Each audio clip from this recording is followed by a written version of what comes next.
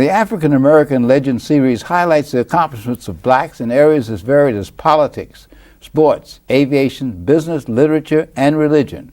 We'll explore how African Americans who've been previously excluded because of segregation, racism, and lack of opportunity have succeeded.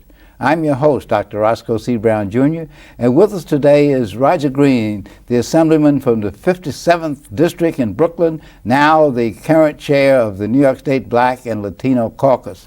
Glad to have you with us today, Glad Roger. to be here. Now, how does it feel to be the chair of the caucus? As someone told me, he said, congratulations and condolences, all in one breath. It's a challenge, but it's, I think it's a good time where we're trying to pull together a new paradigm in legislation and public policy on behalf of African Americans and Latinos. You know, we entered the cusp of a new century, and so now we're challenged to think some things quite differently, but clearly linking up to some of the core values that the caucus has maintained over the years. Now, the caucus was started in, what, 1966 or 67? Yes, from Percy Sutton and Shirley Chisholm and Basil Patterson and Bobby Garcia. That's right. Yeah. That's right. Started at what was defined as the Midnight Walk, where there was an election of speaker, and they put on the table issues that I know you've been actively involved in over the years. That is the creation of special opportunity programs in higher education, and challenged the speaker, saying that they would withdraw their votes or withhold them if they did not establish those programs. And that was SEEK, College Discovery, the HEOP program, and the Educational Opportunity Program. Yeah. Well, that's something you guys should be real proud of. Oh yeah, I mean, I think we stand on the shoulders of some very great elected officials who understood that for our community to achieve, it was really based upon educational opportunity, and I think we're challenged every day in Albany to remember that, particularly given the current crises that we're in. One member in that original group, Arthur Eve, is retiring at the end of this year. Yeah. Arthur has been carrying the flag for those many years. Arthur was first elected when I was in high school. Is that right? That's right. And I'm really, really very proud of him, and we're all really happy that he is retiring because he's done so much. He's created a legacy, and I think it's now time for him to sit back and celebrate that. He's not going to sit back much. Not Arthur. No. But one of the things that's true now is that because of the caucus, practically no legislation can clear the Assembly without the support of the caucus. Yeah, it's pretty difficult in most cases, particularly if issues are related to New York City, for there to be an enactment of law without our support, because traditionally the Speaker, particularly as it relates to legislation or policies impacting on the City of New York, will turn to the New York City delegation, and we now have some 25 members within that delegation. Is that right? Yeah. And 34 members in total, between the Assembly and the Senate. So that really makes a difference. Yeah, even in the Democratic conference of the Senate, really the caucus members are almost a clear majority now. Right. Now, you're working on education reform. Yes. And that isn't through your committee, but it is going to have to clear through the caucus. Yes. Because you hold so many votes. Yeah. Without tipping the scales, how do you think it's going to work out? I think, well, first of all, the process that was established by the Speaker of the Assembly, Speaker Sheldon Silver, was to establish an advisory board group that is comprised of myself, some other elected officials from the Assembly, and members of the Business Council, particularly the New York City Partnership, because they had certain critiques of the system that I think were correct, that there were certain changes that need to be made. Having said that, I think it's pretty clear that from the standpoint of the caucus, we do need to restructure the system. We need to restructure the Central Board, the School Construction Authority, as well as even the local boards. But the real debate is over how we should restructure, because we want to retain some of the core values that we struggled for, particularly during the period of decentralization in the community school boards. But I think there's a growing consensus that the school boards should be changed. We need to protect our children from patronage brokers, while at the same time increasing really the numbers of parents who should participate on those local boards and making those boards parent-centered. With respect to the central board, where there's a big debate, for us, we've said that restructuring has to be inextricably linked to additional funds and how monies are appropriated for the school system. Well, not only additional funds, being able to keep the funds that already come. That's the point. Because the city does take away from that, and that's something that's very unusual. Most communities, except the big five cities, That's right. have a dedicated education tax. That's right. In the big five cities, it goes into the pot, and then the mayor and the council distribute it. That you just defined what we call the deal breaker in this discussion. We've said that to Mayor Bloomberg. We met with him for about 2.5 hours at Gracie Mansion. We've articulated that to everybody, that that's the deal breaker for us. We are very frustrated over the fact that where we have increased appropriations to the city for education, that money has essentially been washed into the general fund in many cases, and also sometimes into the command bureaucracy of the board. And so we want to see a system where the money goes for teaching and instruction in the classroom for our children first. And that's the deal breaker. And we will entertain dialogue around restructuring of the central board, but only if there's an agreement to make a commitment to increase funds for our children and to ensure that when we appropriate money, it goes for teaching and instruction. The corporate model, which the mayor Bloomberg is accustomed to, probably doesn't work in education, because you can't stamp out television sets and automobiles and so on, like you do in a corporation. There are 1,100,000 pupils, you have 1,200 schools in all kind of neighborhoods. So obviously there has to be some flexibility. And the question that many people are asking is, how can one person, the mayor or the chancellor alone, make those decisions without the advice and counsel of a board of education? We are opposed to any form of unfettered and unbridled power over the public school system. And that would be the case under Democratic or Republican administration. We would absolutely be opposed to that. And we think that because all politicians aren't skilled in the knowledge of the education policy, that it's important to create a structure so that other people who are can inform the process, and that's why you have boards. Now, do we believe that the board should be restructured as it currently operates? We think so. It should be probably more like the Board of Regents, focusing on education policy broadly. Yeah, teaching, instruction, and pedagogy. You know, those are the issues of policy that we would suggest that the board should be primarily concerned with. We would also say that much of the contractual, day-to-day contractual and managerial issues that are currently preoccupy this board should probably be centered into a chancellor's office. But beyond that, we do believe that you have to have a policy board that informs the chancellor and informs the other elected officials of the city. There are not a lot of elected officials who have backgrounds in education, and they should rely upon pedagogical leaders for that advice and counsel. A simplistic analysis of something like social promotion, where you're going to hold back kids if they don't achieve a certain score, and if you go to summer school today, eventually if you repeat that 3 times, you have 14-year-olds in with 10-year-olds. Yeah, absolutely. And anybody who's been in education understands that. So the simplistic idea that you set a mandate that everybody has to follow, learning doesn't work that way. That's learning right. is an interactive process, and you, with your education background, and many of the people in the legislature understand this. But it is going to be an educational process, which is the reason why I'm glad that you and some of the other elected officials are taking to the airwaves to discuss these things. Right. Now, as chair of the caucus, what are some of the other priorities? Clearly, education is the #1 priority. Yeah. But what are some of the other priorities that the caucus is looking at? Well, higher education. I mean, one of the areas that we're very concerned about is trying to ensure that the higher education system, among other things, maintains opportunities for, access for students who have been traditionally bypassed by the system, children of color. And working and immigrants. And I was going to say, children of of color, immigrants, and working class and working poor students. I think, and poor students, we want to ensure that's maintained.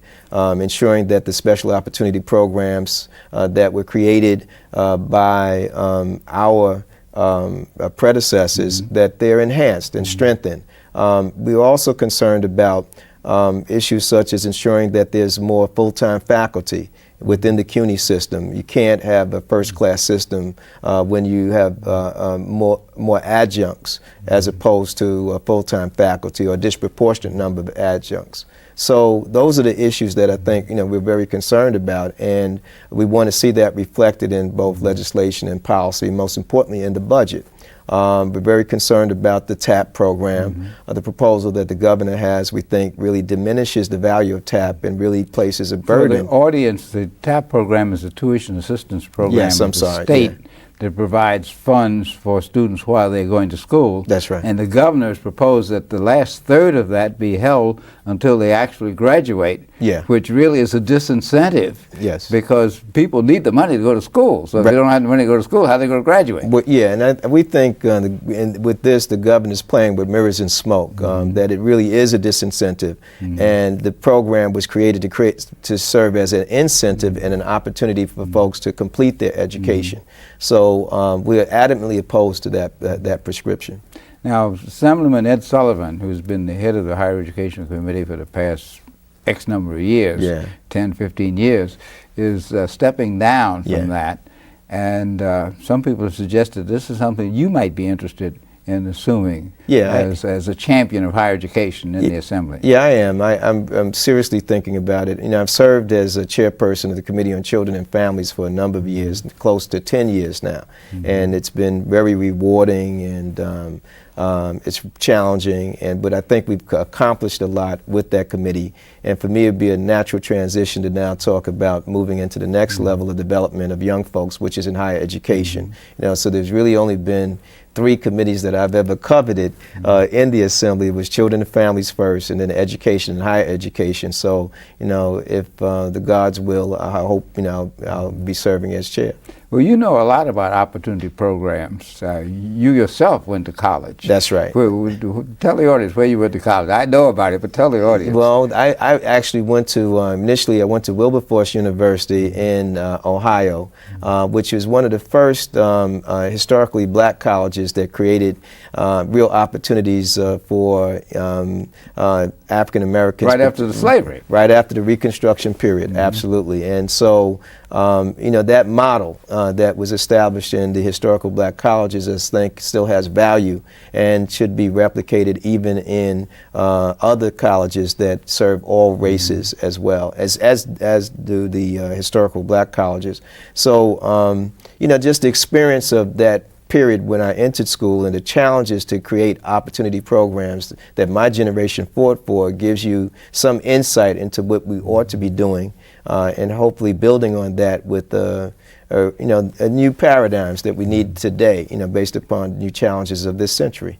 One of the key issues in higher education in New York State is that we have a disproportionate balance between the privates and the publics. Yeah. Most states, particularly Midwest and land-grant states, the public universities really run the higher education system. That's right. But here in New York State, because of a long history going back to pre-revolutionary days, we have the private colleges like Columbia and, That's right. and so on. And when it comes to state money, some people feel that because this Bundy aid, that the private colleges get proportionally more than they should. Yeah. I don't want to put you on the spot, but on the other hand, that's an interesting thing to have to contend with, because I'm part of a higher education conference that promotes public education, but we have to cooperate with the privates as well. Yeah. But the question is, how do you balance this? That's a very interesting question. Well, I think that Bundy aid is important, as I also believe that the Higher Educational Opportunity Program is important to ensure that where we have private institutions, we can create opportunities for other non-traditional student bodies to attend those colleges. To clarify, the Higher Education Opportunity Program is in the privates. That's right. And the Equal Opportunity Program is in the publics. Is in the publics. And I think that the vision of the original caucus members was that they wanted to ensure that we didn't have a segregated system, whether it was in the public or the private system. And so through a combination of HEOP and some Bundy aid, that you could open up the doors for working class, working poor people, and people, children of color. And so I think that was the original vision. One of the things that does disturb me, I think, though, is when I look at other types of support that the privates get and the public schools aren't getting, particularly with respect to grants and funds from both the state, from the institutions like the National Science Foundation. I think the privates do a lot better than our public institutions, and I think that has to be changed. There's got to be more leadership from the standpoint of the state legislature and the executive branch of both the city and the state, to advocate for more of these monies going into the public schools. It's sort of an incentive. It takes money to make money. Absolutely. You have to have a staff to develop these grants. You have to have facilities. With all fairness, the state has developed a technology initiative. Yes. And the city university is involved in some of that. But again, it's not as much as it ought to be. No, it's a major issue. Yeah. I was reading somewhere that at Columbia, they got $100 million income from patents and royalties. That's right. Well, the public institutions, city, SUNY, and CUNY ought to be getting that. And under your leadership and the leadership of the others in the Assembly, that's a really good issue to deal with. It is. It's I think when you look at the kinds of private dollars that the privates have brought into their institutions by leveraging public dollars, at Columbia, at Cornell, at some of these institutions compared to our flagship public institutions, there's a real disparity, and I think that's clearly one of the things that we need to look at. We definitely need to look at that. Yeah. Now, another area I know you're interested in is reparations. Yes, yeah. That's one of the more controversial issues now in the black and the white community. Yes. It has to do with some type of acknowledgement of the crime of slavery and some type of reparation payment for it, not necessarily to individuals, right, but to people of African descent.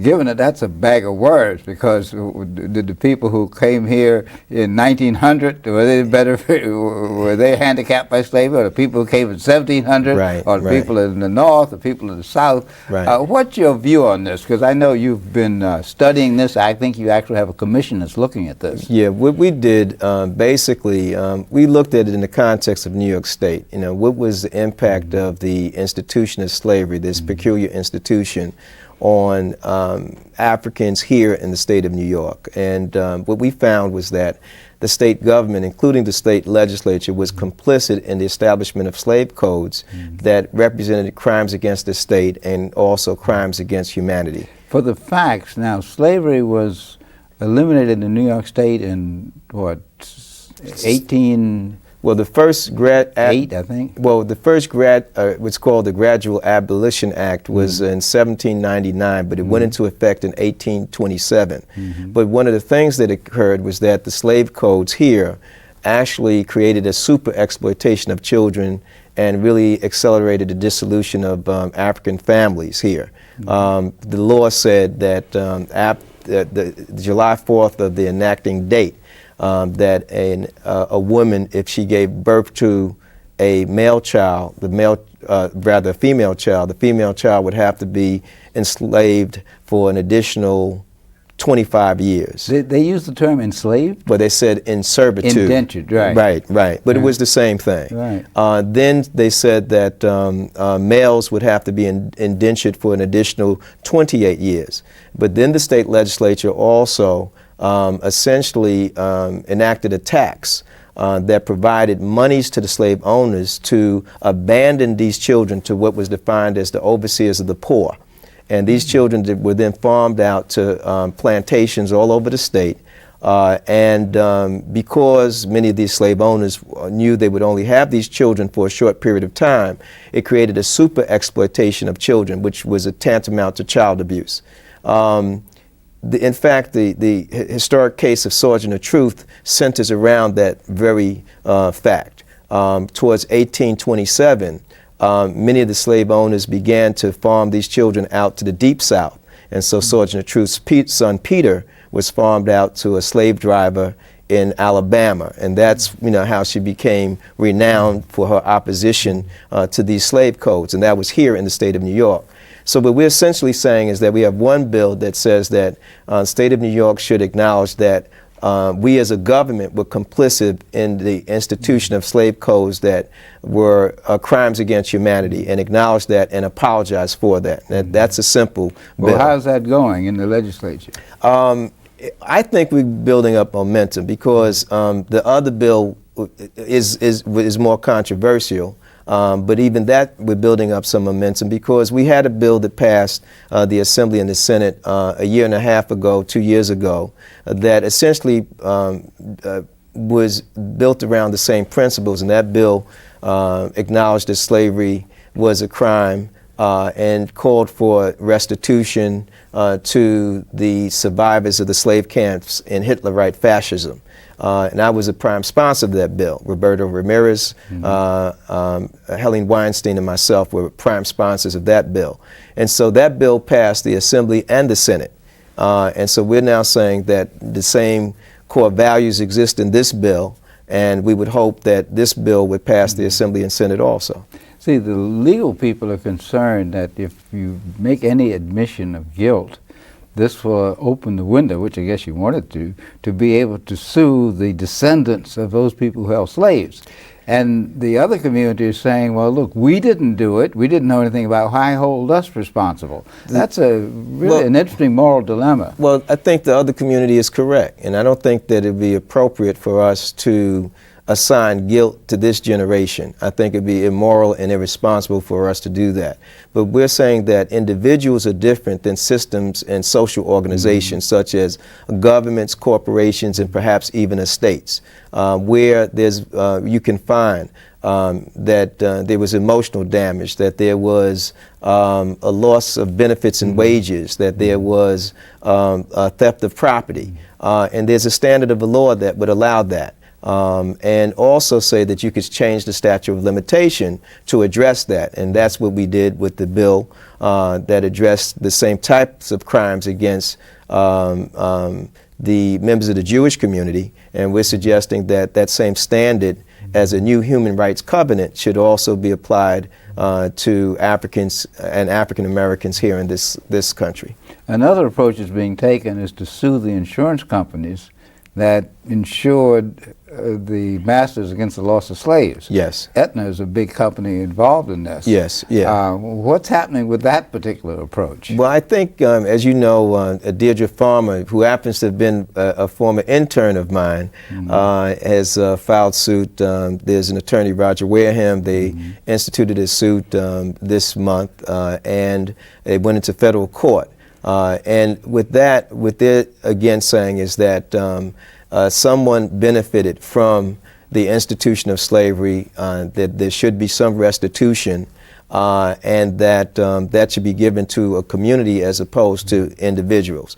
And I might add that again, I think it's a mature response because again, with our colleagues in the Jewish community did the same thing, and those resources were assigned to a trust for those members of the community that were the most needy, and I think that makes a lot of sense. I understand in the Aetna case they've actually identified an individual who's a descendant of a slave for whom the owner got recompense. Oh yeah, they have, and we're getting more and more information from people like that also. Even as we proceeded with the legislation, we've been in touch with Sergeant Atruth's family who have expressed some interest in the estate and the family that held them captive, and also really generated a tremendous amount of wealth as a result of the enslavement of she and her son and other families in New York. And that was in Hudson County, New York,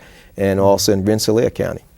As you talk about human beings being owned by someone, being sold by someone, it's almost inconceivable in the year 2002.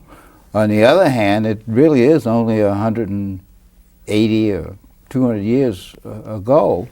You and I are beneficiaries of the education and the opportunities, and we stand on somebody's shoulders. The question is, how does a society really recompense a race, a people, or can you? I think the challenge is to address it. And it's not just because of what happened in the past, it's also because we have evidence of slavery existing today in parts of Africa, in Bosnia, the trafficking of young women in Southeast Asia. And so when you speak to this issue, it's about trying to advance a broader a covenant for all of the human family. And so I think that's what we're really saying. And I think also, taking a cue from what occurred in South Africa, a process of truth and reconciliation can eventually bring closure, to a number of the problems that we are facing in our society today. And the fact is that white people who are alive today didn't really do this. That's right. Some may have wanted to do it, but even people like Strom Thurmond changed his mind. That's right. So much so that when he got elected the last time, he got elected with a majority of black votes. That's right. So people can change. And of course, the challenge that you face as chair of the Black and Latino Caucus is to bring these issues to the fore in a forum that people can understand, right, without rancor, without obviously there's some anger because it happened, but to begin to understand the ramifications, the human ramifications of this. That's right, and I think that is the challenge. Our responsibility has always been, as African American leaders, whether elected or not, is to educate the larger community about our issues in a way that is linked to the process of human redemption, and I think that's what we're really saying. And in fact, all of these programs, from the special opportunity programs to even the challenge of trying to enact a bill that's geared around a concept called reparations, which simply means to repair, really is linked to this ancient value, of human redemption. Well, certainly you've got a full plate with higher education, with public education, with reparations. I want to thank Roger Green, Assemblyman from Brooklyn, for being our guest on today's African American Legends. Thank you. Thank you.